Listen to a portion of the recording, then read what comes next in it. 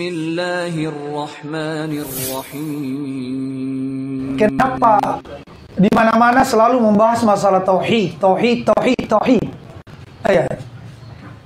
Kenapa tidak bahas masalah ekonomi, masalah khilafah, dan yang lainnya?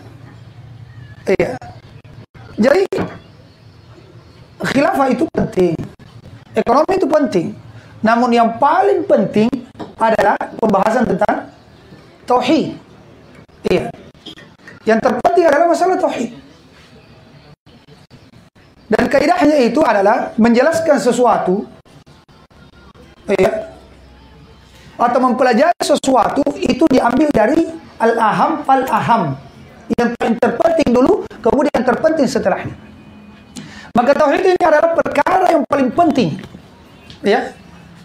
Dia pokok pondasi seluruh amalan.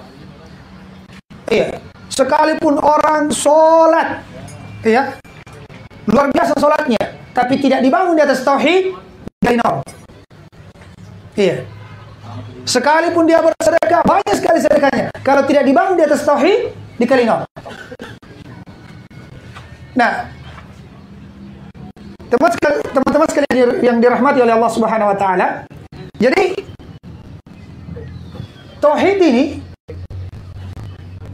saking pentingnya dia merupakan sebab atau tujuan Allah Subhanahu wa taala menciptakan manusia dan jin. Jadi keberadaan kita di muka bumi ini bukan untuk tujuannya memperbaiki ekonomi. Kita dicipta di muka bumi ini oleh Allah Subhanahu wa taala bukan untuk tujuan yang lainnya, namun semata untuk mentauhidkan Allah Subhanahu wa taala. Allah Subhanahu wa taala berfirman, "Wa ma khalaqtul jinna wal insa illa liya'budun." Tidaklah aku menciptakan jin dan manusia kecuali dalam rangka untuk beribadah kepadaku, ai yuwahhiduni, untuk mentauhidkanku.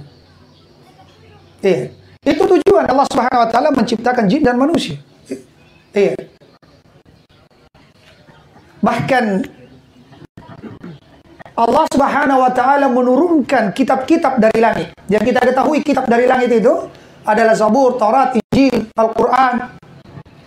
Itu isinya seluruhnya adalah tauhid. Seluruh isinya adalah tauhid. Jadi Al-Qur'an, kalau kita buka Al-Qur'an dari awal sampai akhir, seluruh isinya adalah tauhid.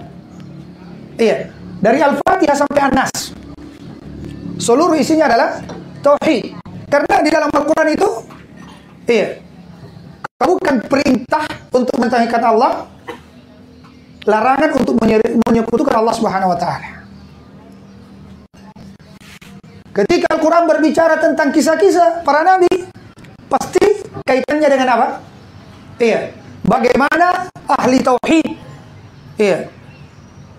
apa yang mereka dapatkan dari pertolongan Allah Subhanahu wa taala, dan bagaimana perseteruan mereka dengan musyrikin.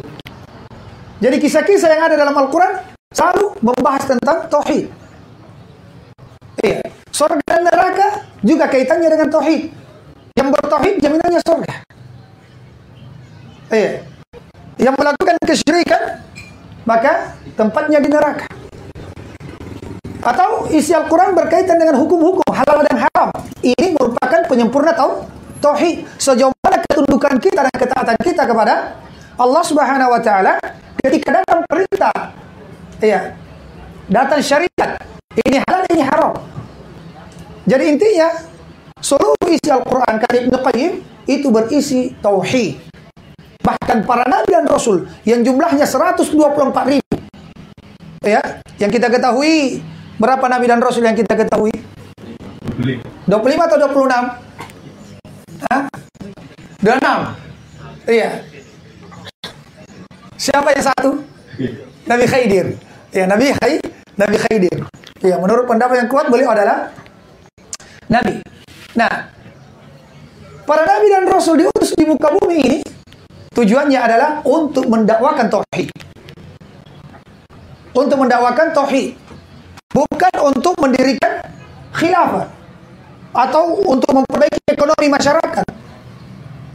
Khilafah dan ekonomi kesejahteraan itu buah dari tauhid. Makanya ketika Rasulullah SAW berdakwah 13 tahun di Mekah, fokus mendakwakan tauhid. Belum ada perintah sholat, teman-teman sekalian. Di Mekah belum ada perintah sholat. Rasulullah diangkat menjadi Nabi dan Rasul, itu tidak langsung beliau, ayo sholat. Tidak. Puasa pun belum. Puasa itu disyariatkan di mana? Di Madinah. Iya, di tahun kedua. Di Madinah. Zakat belum. Tauhid dulu. Iya. Tapi lihat bagaimana perjalanan dakwah Rasulullah SAW dan hasilnya. 13 tahun beliau dakwakan tauhid di Mekah. Iya. Jadi di sahabatnya. Iya, di sana di atas tauhid yang kuat, yang kokoh.